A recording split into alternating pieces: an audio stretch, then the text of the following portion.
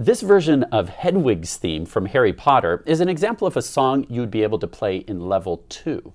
Starting with level 2, your fingers won't stay so much in a single position.